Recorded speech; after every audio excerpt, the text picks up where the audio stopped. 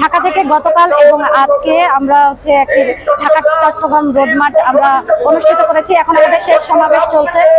আমরা দাবি করেছি যে আমাদের যে নিউ মেরিন টার্মিনাল, সেই টার্মিনালটা কোনোভাবেই বিদেশি কোম্পানি, বিশেষ কোনো বিদেশি কোম্পানিকে দেওয়া চলবে না।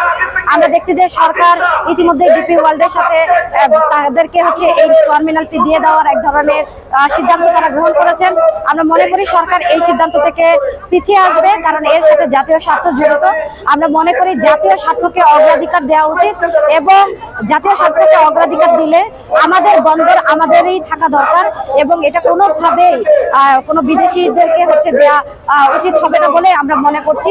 এবং একই সাথে আমরা দাবি করছি যে রাখাইনে কোনো প্রকার কোনো করিডোর দিয়ে বাংলাদেশকে কোনো প্রক্সি যুদ্ধের মধ্যে জড়াতে দেওয়ার যে ধরনের অপচেষ্টা চলছে, সেই অপচেষ্টারও আমরা বিরোধিতা করি এবং আমরা সেজন্য রোড মার্চটা গতকাল থেকে শুরু করেছি। আমরা দেখেছি যে প্রত্যেকটি জায়গায় জনগণের একটা অভূতপূর্ব সাড়া আমরা দেখেছি।